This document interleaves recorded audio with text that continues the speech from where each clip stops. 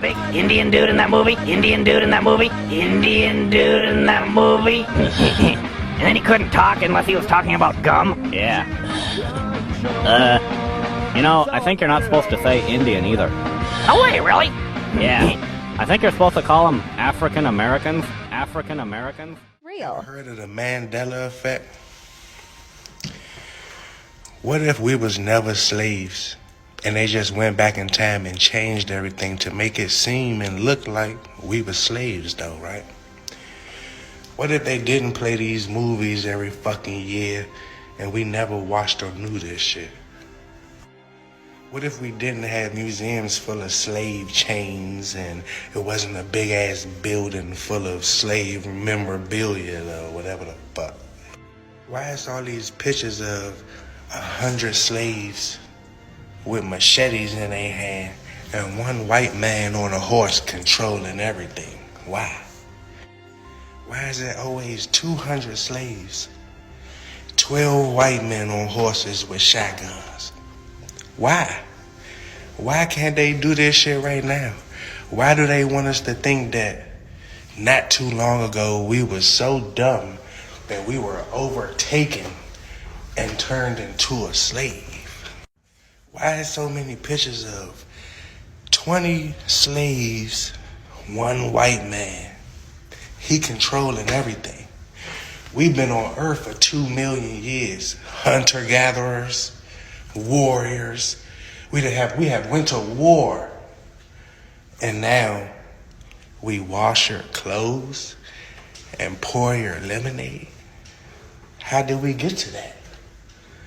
Why do black people say fuck no to that shit today though?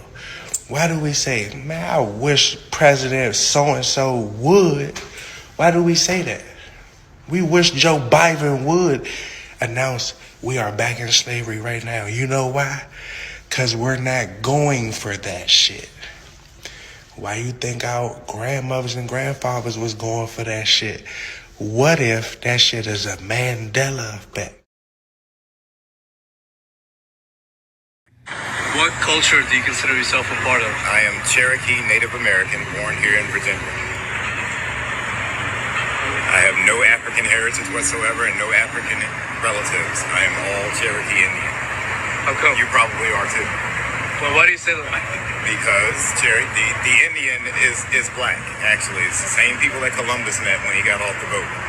We are not African. This is Richmond, Virginia, where the first 20 slaves landed. There's no record of any other slaves landing here.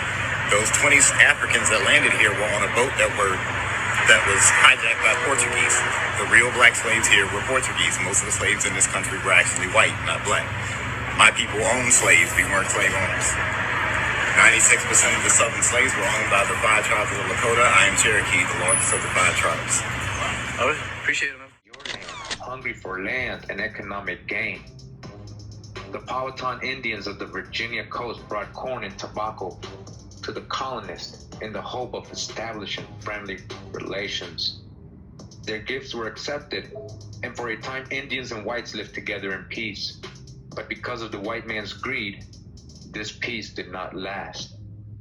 Tobacco, which the Indians used for ceremonial purposes, was seen as a source of profit by the colonists.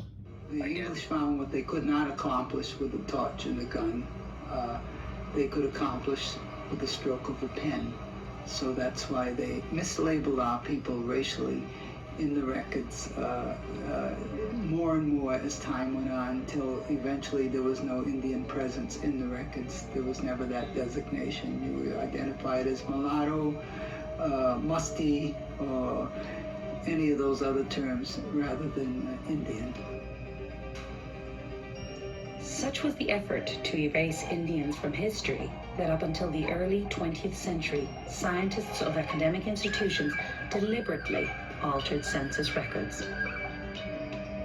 In Virginia, there was a leader of the eugenics movement, a man by the name of Dr. Walter Plucker. He changed records of Virginia Indians that were born and recorded as Indian people to say that they were colored. He did this on birth certificates, marriage certificates, on death certificates, on any legal records that he could get his hands on. So since he physically destroyed or changed records of so many Virginia Indians, he